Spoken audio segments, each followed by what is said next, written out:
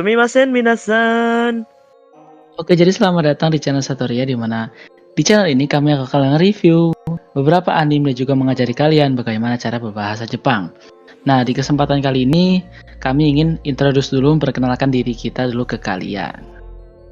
Oke, nama gua Deriri dan temen gua ini namanya Temen gua, apa Ya, tuh lu temen betul. gua? Dan di sini nama gua adalah Yuri. Nah, jadi di kesempatan kali ini kami bakal nge-review nih sebuah judul anime yang berjudul Kakushigoto. Kakushigoto. Nah, buat Kakushigoto ini sendiri artinya apa sih, Ri? Nah, Kakushigoto ini kalau diartiin bisa jadi 3 loh. Bisa menjadi pekerjaan rahasia, Kakushigoto sebagai pekerjaan menggambar, dan Kakushigoto sebagai nama karakter utama di sini. Nah, oke, jadi buat anime ini merupakan serial TV, tapi pada awalnya diadaptasi dari manga. Nah, buat penulis aslinya tadi siapa sih, Ri, namanya?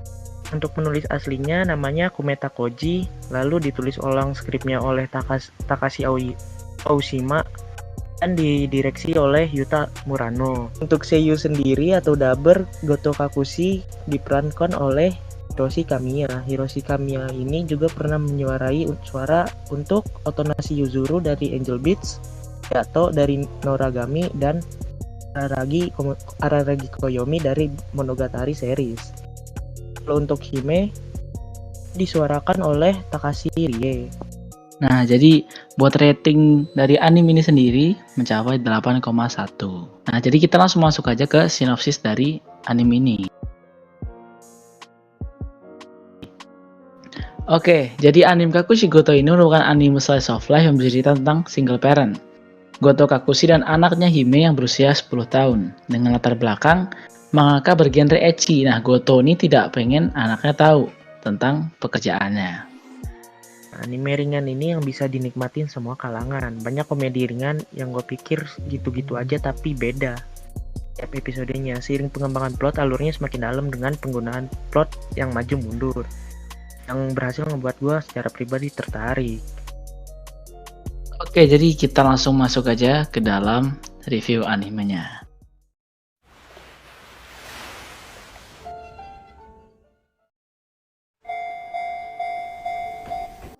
Oke, jadi di awal episode di sini ditunjukkan waktu yang sekarang Hime sudah berumur 18 tahun. Nah, dan dia tahu fakta bahwa pekerjaan rahasia ayahnya adalah menggambar. Nah, kemudian mundur lagi nih di waktu Hime masih kecil. Ada beberapa pengenalan tokoh yang di sini lumayan disebutkan, tapi nggak terlalu penting sih tokohnya. Jadi si Goto Sensei ini ngaku ke Hime kalau kerja kantoran. Jadi dia harus pakai baju formal nih setiap dia keluar dari rumah dan berpamitan sama Hime. Nanti di jalan dia ganti baju biasa biar nggak ketahuan sama si Hime. Di episode 2 ini banyak karakter sampingan yang debut, mulai dari temannya Hime, gurunya Hime, sampai asisten-asistennya si Goto ini. Jadi di cerita kedua ini si Hime dimana dia harus menjalani kemah. Dengan sifatnya si Goto Sensei ini yang overprotect terhadap Hime, tentu saja dia bakal nyusul Hime ke pantai di mana tempatnya dia berkemah. Yang semua tidak berjalan lancar. Di sini komedinya terus bergulir. こんなものが出てきました。女性用のタイツか。いや、それ飼料用だし。高校とするためにか。違いますよ。何って被るんですよ。 Oke, jadi si Hime ini punya tempat tinggal yang sama bapaknya tadi di Nakameguro. Nah, di Nakameguro ini di rumahnya Hime itu ada sesuatu yang unik. Nah, jadi si Hime ini punya peninggalan dari ibunya. Nah, buat cerita tentang ibunya nanti di akhir cerita bakal dijelasin kemana ibunya atau siapa ibunya ya. Nah, jadi si Hime ini punya box yang ada isinya gitu, box kardus gitu yang ditulisin pakai angka. Nah, angkanya nih sesuai umur. Nah, jadi setiap Hime berusia segini, misal contoh aja Hime berusia 7 tahun, nah Hime tuh berhak membuka apa yang ada di dalam kardus itu. Sedangkan kalau Hime belum berusia itu ya belum bisa membuka itu, dan itu merupakan peninggalan dari ibunya. Nah, jadi suatu saat si Hime ini dapat PR nih dari gurunya buat ngegambar. Nah, tapi si Hime ini bingung pengen ngegambar apa. Nah, diajaklah sang ayah buat ke kebun binatang. Nah, cuman sampai ke kebun binatang si Hime bingung nih, udah lihat-lihat beberapa hewan, cuman nggak ada yang bisa digambar. Nah, akhirnya dia istirahatlah sama sang ayah di bangku di depan kandang singa, atau mungkin tempat pengurungan singa lah. Nah, tapi di situ Hime pengen gambar singa, cuman singanya nggak keluar dari sangkarnya. Nah, akhirnya Hime bingung nungguin. Dan akhirnya Hime dapat sebuah ide. Nah, di situ Hime menggambar POV atau sudut pandang dari singanya yang melihat Hime dan ayahnya lagi di luar. Nah, di situ merupakan sebuah alur yang gue gak expect sih sama sekali, bahwa anak kecil udah bisa mikir sejauh itu dan bisa menggambar yang bagus itu. Nah, akhirnya si Goto Sensei ini ngeliat tuh hasil gambarnya si Hime. Nah, si Goto Sensei ini cukup senang dengan apa yang Hime gambar tadi, dan akhirnya dia beli figura, beli bingkai buat dipasang di rumahnya gitu. Jadi di episode 6 ini nanti latar belakang keluarganya si Hime mulai terungkap, di mana muncul karakter yaitu kakeknya Hime dari ibunya muncul. Sering banget kakeknya Hime ini cekcok sama si Kakushi Goto karena emang masalah internal mereka. Tiap tahun si kakeknya ini sering banget ngasih ransel, yang tas ransel ala-ala anak SD gitu yang mengkilat-mengkilat gitu loh. Jadi pada suatu saat si Hime ini nonton TV. Nah, jadi pas di TV dia ngeliat ada anjing yang lucu nih. Nah, dia suatu saat dia pengen anjing. Nah, dia bilang ke bapaknya buat melihara anjing. Nah, cuman anjingnya ini nanti bingung siapa yang bakal ngerawat, sedangkan di rumah selalu sepi, nggak pernah ada orang. Nah, si Goto Sensei curhat nih ke teman-teman yang ada di tempat kerjanya. Gimana sih cara punya anjing tapi di rumah itu nggak ada siapa-siapa. Nah, akhirnya temannya memberikan solusi. Nah, anjingnya ini dibawa ke tempat kerjanya aja. Nah, buat anjingnya sendiri kenapa bisa dapat siri? Ternyata di circle kerjanya si Goto ini emang ada mata-mata untuk mata-matain si Goto sama Hime dan dilaporin ke kakeknya. Siapa sih mata-matanya itu nanti dijelasin sama Yuri. Nah, jadi editornya si Goto Sensei ini ada namanya Tomaruin. Nah, Tomaruin ini tadi juga merupakan anak buah dari kakeknya si Hime tadi. Nah, jadi kakeknya Hime tadi pengen gitu tahu apa yang Hime pengen. Nah, jadi si Tomaruin ini cepu, atau istilahnya cepu tuh yang ngasih tahu gitu loh. Jadi akhirnya Tomaruin bilang ke kakeknya Hime bahwa si Hime pengen punya anjing. Nah, jadi suatu saat ketemu di jalan, kakeknya Hime dan Goto Sensei tadi yang memberi tuh anjingnya tadi. Dan buat namanya sendiri belum ditentukan sampai pada suatu saat. Namae kimeta no ka? Nah, oke, jadi buat nama anjingnya sendiri setelah pendaftaran anjing resmi tadi dinamain Goto Roku. Nah, buat yang nggak tahu arti Goto Roku tuh apa sih?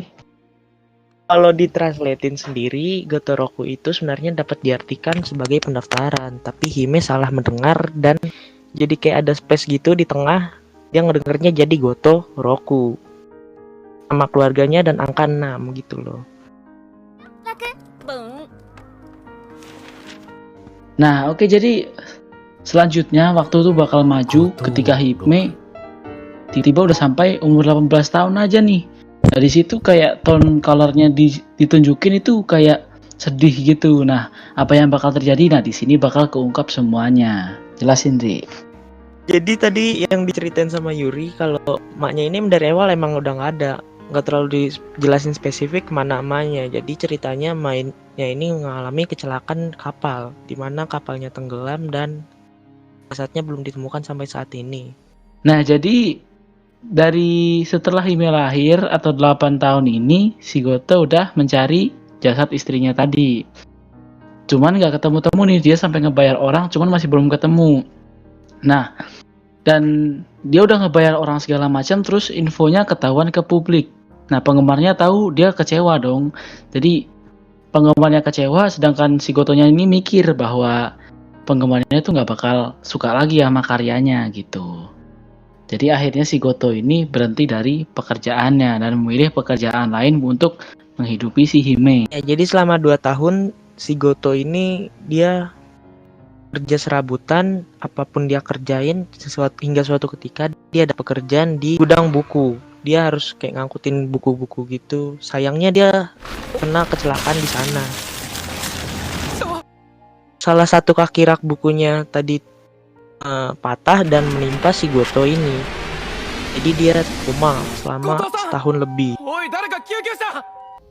Oke, jadi pada suatu saat asistennya si Goto ini ngasih sebuah kunci ke Hime.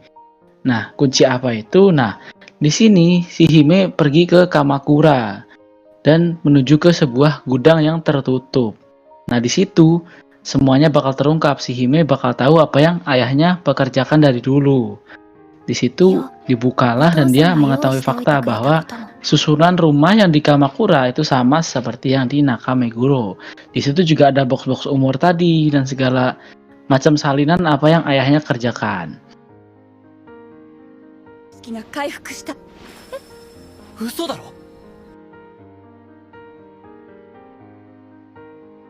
Dia siuman, sayangnya dia mengalami amnesia atau hilang ingatan, di mana dia lupa segala kejadian 7 tahun ke belakang. Jadi ingatan dia stuck di umur Hime yang masih 10 tahun. Dan dia juga ingatnya masih ngerealisasi sebuah manga. Oke, jadi setelah si Goto ini siuman, dia masih ingat tentang asisten-asistennya, muka-mukanya. Cuman dia lupa tentang mukanya si Hime, padahal si Hime di sini udah berusia 18 tahun. Sedangkan si Goto tadi ingatnya masih 10 tahun. Nah, jadi suatu saat ketika Hime datang, dia ngira si Goto ini mengira bahwa si Hime ini masih 10 tahun. Dia ngira itu asistennya si Hime. Oke, dan kemudian si Hime sedih mengetahui fakta bahwa ayahnya itu lupa ingatan. Si Hime berpikir keras bagaimana caranya biar si ayahnya kembali lagi ingatannya. Dan akhirnya si Hime ini punya sebuah ide buat kembali ke Kamakura tadi, buat ngambil salinan apa yang ayahnya udah kerjakan. Yang tujuannya ya biar ayahnya inget dong apa yang udah dia kerjain, biar dia juga tahu bahwa dia yang ngerjain manga itu udah selesai. Dan akhirnya si Hime ini bawa salinan-salinan tadi ke ayahnya. Terus ayahnya baca salinan itu dan ingat apa yang udah terjadi selama 7 tahun ke belakang. 何言ってるんだ。一生に一確かにいただきました。そうそう、先週のお父さんにぶつけるなんてできないよ。私18歳になりました。 Dan akhirnya si Goto Sensei ini ingat lagi nih apa yang udah dikerjakan sama dia, dan akhirnya cerita dari Akushigoto ini pun tamat dan selesai dengan damai. 仕事はなんでお父さんと一緒ならどこだって素敵。お父さんこれから Oke, jadi anime ini memiliki kelebihan dan kekurangan menurut pandangan dari kita. Nah, buat kelebihannya sendiri, alurnya tuh anti mainstream, yaitu jarang banget dipakai oleh anime lain. Meskipun ada beberapa anime yang memakai genre ini, atau ya genre single parent gitulah. Contohnya apa? Ya. Kalau untuk anime-anime gini sih sebenarnya ada seperti Uchi no Musume, Sayonara no Asa, sama Usagi Drop. Tapi di antara keempat ini hanya Kakushigoto yang membawa tema konsep single parent anak kandung, sisanya anak angkat. Nah, dan juga kelebihan dari anime ini adalah anime itu ngajarin kita nih tentang bagaimana sih perjuangan orang tua yang harus menyembunyikan pekerjaannya kepada anaknya biar nggak tahu. Dan juga komedi dari anime ini tuh sangat mudah dipahami. Untuk kekurangannya, ini anime yang menurut gue unpopuler, walaupun dengan genre yang tembus sampai 8, jarang banget ada yang ngomongin anime ini. Tapi bukan berarti unpopuler itu underrated loh. Ada lagi banyak komedi Jepang seperti Jokes yang tadi gue sebutin, Jokes Gotoroku, Kakushigoto. Itu sebenarnya jokes-jokes yang kayak katanya sama tapi memiliki arti yang beda, dan jujur itu agak sulit dipahami untuk orang yang nggak mengerti. Terus ada lagi penggambaran yang berbeda dari anime biasanya yang membuat kesannya seperti nggak niat loh. Kalau dilihat lagi semua gambarannya hanya solid color tanpa mendetail. Nah begitu juga kadang tidak bisa diterima oleh pemuja grafis. Oke, kita masuk ke kesimpulan. Nah, jadi kesimpulan kita dari anime ini, nah jadi gini, menurut gua anime ini bukan sebuah anime yang bagus banget ditonton oleh semua kalangan umur, meskipun anime ini ada minimal usia yang harus ditonton, yaitu 13 tahun. Tapi menurut gua semua kalangan umur wajib lah nonton ini. Kalau misal lagi gabut atau lagi pengen nonton anime-anime yang ringan, bisa ditonton anime ini dah. Rating dari gue sendiri untuk anime ini adalah 8,3. Ya sih Yur, gue juga sama. Dari gue sendiri sih 8. Gak jauh-jauh beda lah dari lu. Oke, jadi segitu aja rating kami atau kesimpulan kami tentang anime ini. Nah, buat kalian yang pengen request video anime yang lain atau mungkin pengen belajar bahasa Jepang, tinggal komen di bawah. Dan jangan lupa buat share video ini, like, subscribe, atau terserah kalian lah. Jadi terima kasih udah nonton video kami. Jangan lupa buat jaga kesehatan. Bye bye. Stay clean Oh. and sound.